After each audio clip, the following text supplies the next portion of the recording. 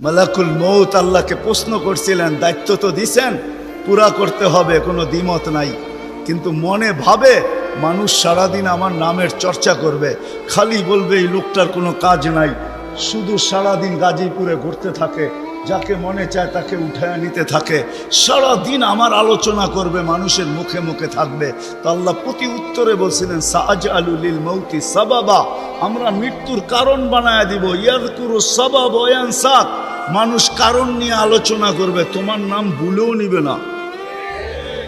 এখন নাম নিতেছে ডেঙ্গু, কয়েকদিন আগে নাম নিছে করোনা, কখনো নাম নেয় স্ট্রোক করছে, কখনো নাম নেয় এটা সেটা, ঠিক না? হ্যাঁ, আরেকটা কারণও আছে। শুধু নবীজির দিকে তাকাইয়া এই উম্মতের জন্য আল্লাহ এটা করছেন, এই উম্মতের জন্য। এই উম্মতকে আল্লাহ আখেরাতে শাস্তি দিতে চান না। হায় হায়, উম্মত যদি নবী চিনত। আয়সা পড়ছি অবেলা, তো হাতে সময়ও নাই, আর হইল ওয়াজ মাহফিল, অন্য কিছু হইলে হয়তো ওইদিকে চলে যেতাম। নবীজি শুনানের সময় আমার কাছে এখন নাই। যে উম্মত নবী চিনে না, নবীর কারণেই আমরা পাইছি। এই উম্মতকে শাস্তি আল্লাহ আখেরাতে ইনশাআল্লাহ দিবে না। হ্যাঁ হ্যাঁ, দেয় তো দেয় কি কইরা, যার উপরে তিনবার কুদরতি হাত লাগছে। কয়বার? সৃষ্টি লগ্নে একবার, বাছাই পর্বে একবার। আমরা বাছাইকৃত উম্মত। হুয়াজতাবাকুম জাহিদ, শুধু শুধু বলেন নাই, জাহিদু ফিল্লাহি হাক্কা জিহাদি। উম্মতে মুহাম্মাদি, আমাকে পাওয়ার জন্য যতটুকু শক্তি আছে সব লাগায় দে না।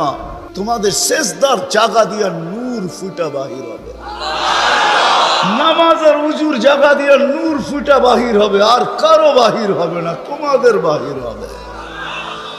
কেমন নূর? ইয়াসা বাইনা আইদিহিম ওয়া বিআইমানিহিম, নূর সামনে ঘুরতে থাকবে, ডাইনে ঘুরতে থাকবে, বামে ঘুরতে থাকবে, পিছে ঘুরতে থাকবে। রিয়াদুস সালিহিনের কিতাবে হাদিসে আছে, নবীরা পর্যন্ত দেখা আক্কা বাক্কা খাবে। এরা কারা? উম্মত তো খাবে, খাবেই। ফেরেশতারা বলবে চিনো না বুঝি, ঠিক না? সবাই শেষে আসছে, তো কোত্থেকে চিনবা? তোমরা তো ওই সময় ছিলাই না। এটা উম্মতে মুহাম্মাদি, উম্মতে মুহাম্মাদি।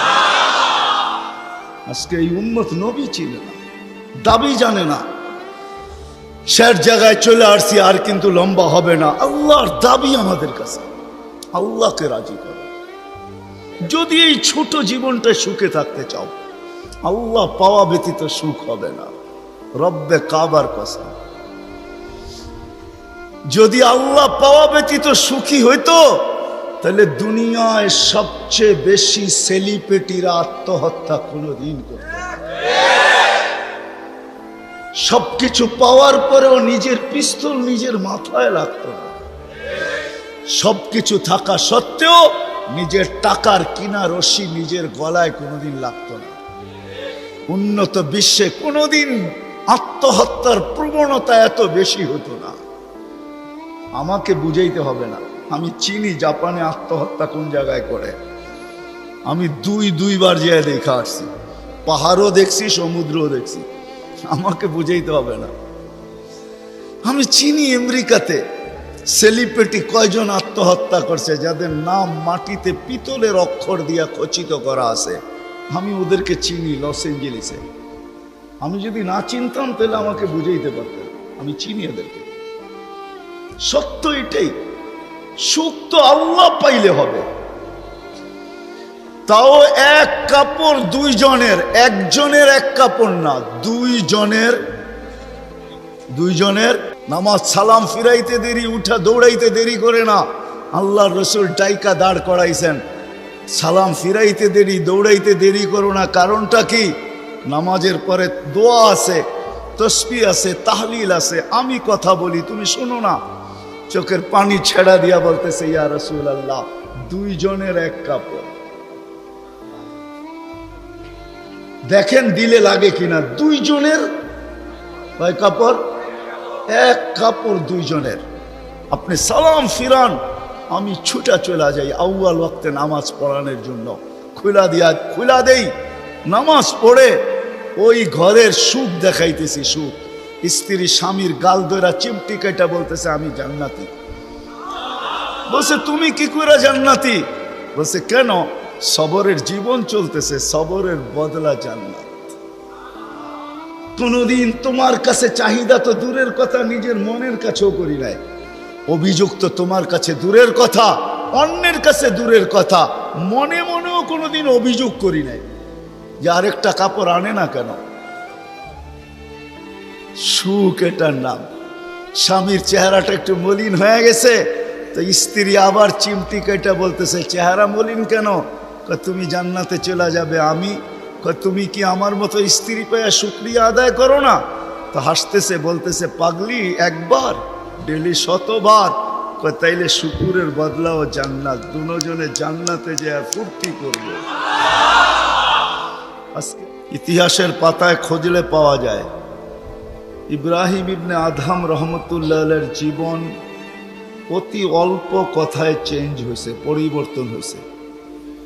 উনিও কিন্তু রাজা ছিলেন, বলখ নামী এলাকার বাদশাহ ছিলেন, যেটা এখন ইরাকের অন্তর্ভুক্ত।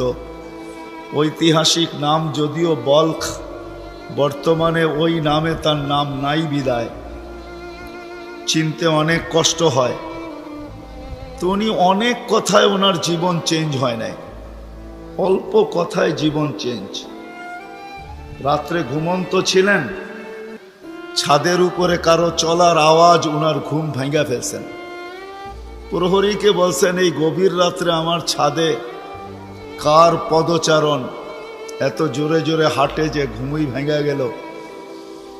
যা দেখে বাস্তবিকই কেউ হাঁটতেছে, ধরা নিয়ে আসছে, ডাইকা নিয়ে।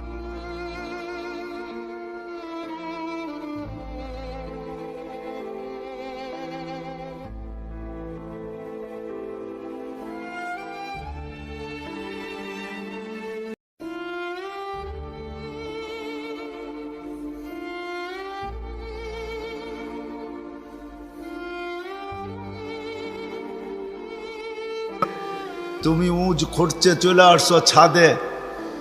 তো বলছে মহোদয় যদি আমি পাগল হই তাহলে আমার সাথে আপনিও। তো বলছে বুঝলাম না, তোমার সাথে আমি? আপনি তো বললেন যদি আমি পাগল হই তাহলে আপনিও পাগল। কেননা বাদশাহ ছিলেন কিন্তু বেয়াদব ছিলেন না, আদবওয়ালা ছিল। তো বাদশাহ বলে শোনো আমি পাগল এটার প্রমাণ দাও, তোমারটা তো আমি দিলাম। তো বলল বাদশাহ মহোদয় যদি ছাদে উট খুঁজা পাওয়া না যায় তো রাজপ্রাসাদে বসে আল্লাহ পাবেন কি করে? এতটুক কথাই কিন্তু জীবন চেঞ্জ।